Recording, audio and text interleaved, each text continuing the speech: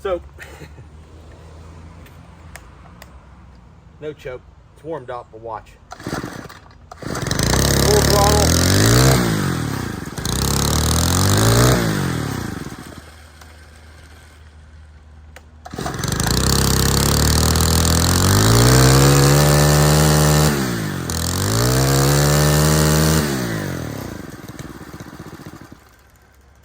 There you go. Let's fix it. All right, friends, we're back in the shop. I don't even know if I'm coming or going anymore. Things have just been wild. In life, you have two choices most of the time. You either have this stuff here, which you spray around with that sprayer that I just love, or you weed eat. And recently, my weed eater's been acting up. You saw that at the beginning of the video. So we're gonna do a little bit of quick maintenance. Let me just move this off the table and bring up the kombi system, and we'll get you close here. We'll get you closer, I guess. But you basically have two choices. You have this or you have this. I prefer using this. Cut the weeds down. Been there, cut that. And that stuff I'm pretty sure will kill you after long exposure. What I'm going to show you today will get you through life, have you keeping up with the Joneses and everything else, no matter what device you have. Now this is the Stihl KM90R. I've had this for like 15 years. I'm thinking about upgrading to one of the later models. I looked at a couple of the later models the other day, and for the price, it's not too bad to upgrade.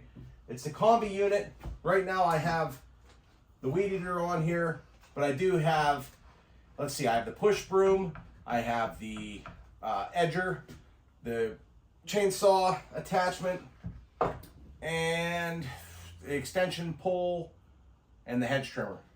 My neighbor and I have actually swapped items and bought different things, so we always have attachments for the units, and he has the same unit as me. Over the years, the most thing I've had to replace is this little plastic clip, and hopefully you can see this right here, and you can see I grease this up from time to time, but this little plastic clip, sometimes the tabs go bad, and you can get those from your local Stihl dealership. I just power wash this thing off. This has never looked this clean in a long time here. I did change a spooler once, and you're going to notice something. A lot of people forget about this. I'm guilty of it as well. On the side of these straight shaft units, there's a bolt hole here. You can put grease in here, and I'm going to show you how to do that. You can see how freely this thing spins. Not real good. Now, I don't hear any noise or anything like that, but it's been a long time since I've done that. So we're going to do that today before it gets too late. I'd like to pull it apart, take a look at it. I did pick up a new air filter for it and a new spark plug. So right now I think that it's a breathability issue. I don't really think it's a spark plug or the air filter as much, but we can get those changed fairly quickly. So this is a T27. We're gonna pop this side cover off, and I mean it's dirty. It's definitely dirty. The filter here is caked in there, but it's not actually as horrible as I thought it would be. It's not horrible. I've seen worse. So we have that there. We'll take a look inside. Fairly clean. I think we're going to be okay. We can pop this in. We can clean that out and pop that in. The next thing is T27. I use the Makita bit on this, and I haven't taken this apart. Whew, I couldn't even tell you how long. So I don't know. On this side here, you got a spark plug port. So we'll pull that up. Probably should do it this way so you can see what I'm doing. But you got your spark plug port. Pull that up. I think that's a 5/8. Let's do it this way for now. The spark plug specs on this, I believe, is to be gapped at 0.02 or 0.5. 0.02, which is 0.5 millimeters. I think they come pre-gapped. This is the next thing you want to check. So you're thinking fuel, spark, this plug. Here's the plug. Hopefully you can see that. This plug could use cleaned up. We're just going to change it.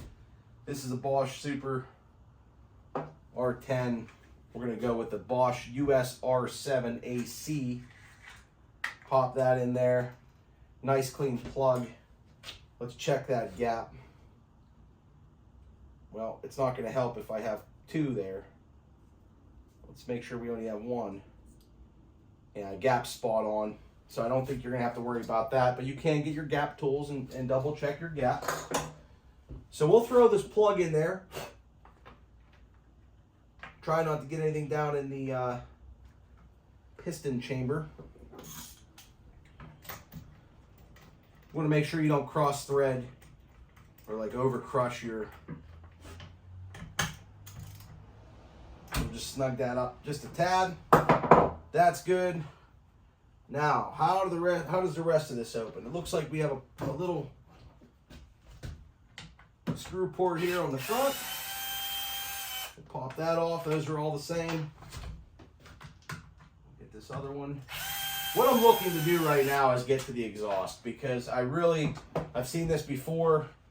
Other people have mentioned it, that the spark arrestor gets all clogged up. So now we have the fish spark plug wire through. So here's a cover. Here's this unit. And you can see I could have did the plug after the fact. This thing's been through a good bit. Well, we're in.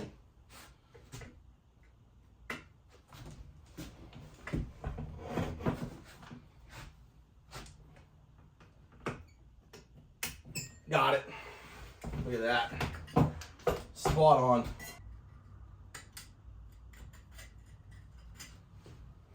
All right. Well, there you have it. That screen's not too bad. Definitely breathable. So this might not have been our problem, which is pretty surprising to me. So we will leave that. I think I'm going to put that back in. Normally I would just keep it out, but I think I am going to throw it back in since it didn't appear to be bad. And we'll just use our scrunch, which seemed to work out pretty well actually. And we'll throw this right back together. So that's something to check. If you have a spark arrestor, now that's not saying there couldn't be like carbon buildup or anything else in there. I'm just more on the, while we're doing our maintenance, let's just get it done and know that we've rolled out a couple things. I'm curious how it's going to run, and it could just be some adjustments on the carb, and heck, the carb could be dirty. It could be that too. So I don't know enough. I'm not a small engine guru. I just know enough to be dangerous and keep my stuff running. It was really tight before. Could probably throw some Loctite on there. Everything else, I mean, it's not the cleanest. You know, the other thing it could be, and I just thought of this now, it could be the fuel filter. But the fuel filter inside looks pretty darn clear to me. Pretty darn clear. So we're out of fuel at the present moment. Everything else, maybe it was just clogged up. Maybe it was just the air filter or the plug. Who knows? Let's throw this thing back together, see if it runs. Those are the top three things I would check. Air intake, air exhaust, spark plug, fuel filter. That's pretty much the core, I would think. It has no problem firing up.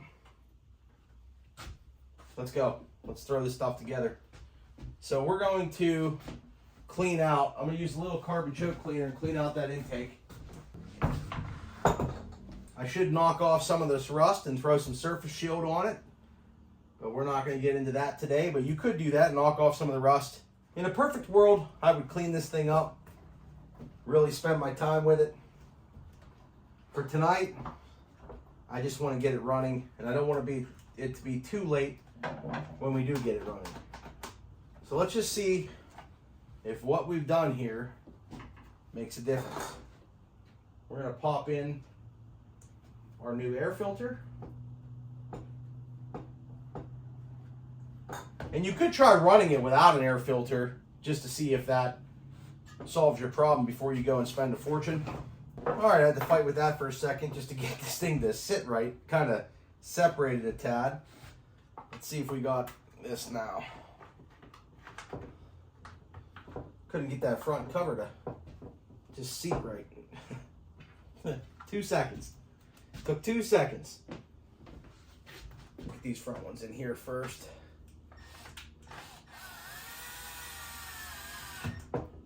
I'm not using my impact or anything on this. I'm just using my little screw gun, which works out almost perfect. Less chance of stripping stuff, breaking stuff, everything else. You can always follow back, torque it off. I'm curious.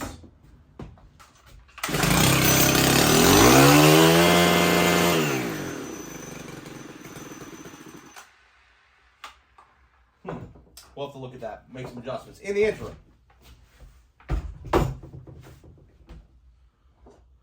the screw port. Oh, we lost a battery in the camera.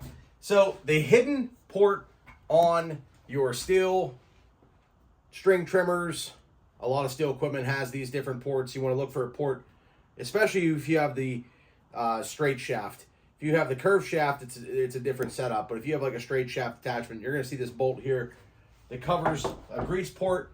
You're going to want to go to Stihl, pick up yourself some grease. They make it in 2 versions. They make some for string trimmers. They make some for hedge trimmers and other equipment. Pick up a tube of this. You're going to take your T27. You're going to crack this loose here. And luckily we did that because I don't know where my impact is and I can't find it. So I do have some grease in here right now. You can see what's nice about Stihl is they make the top of the grease container able to screw right in to your front of your port. So we just do that. Squeeze a little bit more in there. Sometimes when you're squeezing it in too, you can just spin it around and you'll notice this slowed down a lot. So before, when it used to just rip around, ideally you don't want to have a bunch of contaminants in there because it's basically just acting like a piece of sandpaper on your gears. So squeeze some in there, do the best you can. As long as you have something in there, I think it's helpful. Some is better than none. Save this for the next round. Pick yourself up this, throw our cap back on. You can wipe this off, clean it up. We're not going to do that today. I got to do some carburetor adjustments apparently on the weed eater because I think that's where we're at. Could have an intake leak on it too. Who knows? I'm not an expert. As I twist my wrist off there, let me just. There we go. So pop some string in this. We'll be good to go. I'm going to get that done. Let me do some carburetor adjustments because I know I don't have a lot of battery left. That's what I would check on this unit here. All right, we might try to adjust this carburetor. I'm trying to save battery life and plug in. So on the back side of your, I just pulled this cover off so I can clean this out a tad bit. On the back side, you're gonna, on this cover, you're gonna see on this one here specifically, there's a high jet, a low jet, and then your idle screw. So on the high jet, I think this is saying 3/4 and 3/4. I'm guessing that's a good starting point. If this does not adjust properly, I might have a little bit of an air intake or something else. Somebody knows, but I didn't want to make this video about making this thing run perfect. I know that the core things you're going to want to check, like I said, are your air intake, your exhaust. Of course, you have to have spark, whatever the case may be. Your filter, your spark plug, things like that. If all those things are working, it's most likely carburetor, as long as you don't have clanging and banging and it spins fine. So we'll see if we can get this thing to idle right. Whoops. So we'll see if we can get this thing to idle right and we'll go from there. I'm going to start probably with the low side and the idle screw. That's probably where I'm going to start. If we can even get it to... Oh, forgot to mention, I'm using a screwdriver. You can buy like a kit like this from Hypa. There's a bunch of kits like this on Amazon for the right screw. Hexagon screws for your carburetors. I keep this in my chainsaw kit. It's been sitting there for a long time. I'm old school with the screwdriver, whatever else, but certain ones require certain tools. So for like 10 or 15 bucks, you can get that. Let's start out here. I closed off the low side, so let's open that.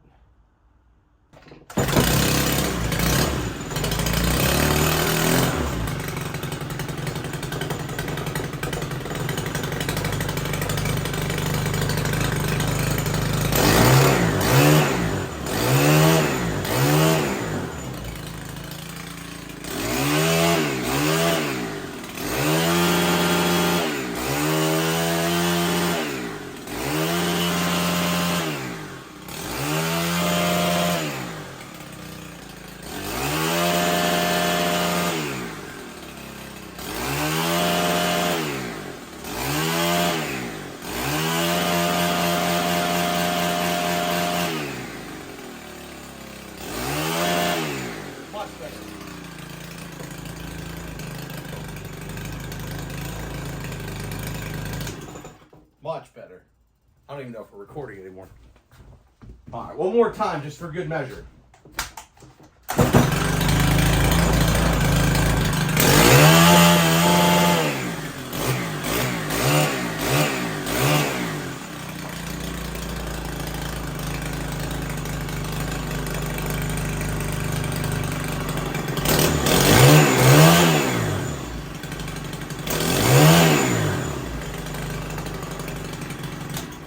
I'm sure there's going to be other projects going on and other things with this and more adjustments to make. I'm not a pro carburetor adjustment guy. I wanted to show you the basics that I think would help you. Air, fuel, filter, air filter, spark plug, exhaust. Make sure the thing's breathing. If not, it's probably carburetor related as long as you have spark. Those are the basic things to check. Make sure you check your grease ports and get those done. That's about it. That's all you can do. Get out there, keep up with the Joneses. And I'd love to have you guys, if you could, hit the subscribe button. I'd love to have you guys follow along on our grid side projects and everything we have going on over there. We have a lot of stuff in the works. I finally got room to work in the shed. I got some saws to work on, some generator stuff. I have all kinds of content that's planned. If all goes well, we'll get there. So watch that video on the grid side projects, and we'll see you in the next pixel. Thanks for following along.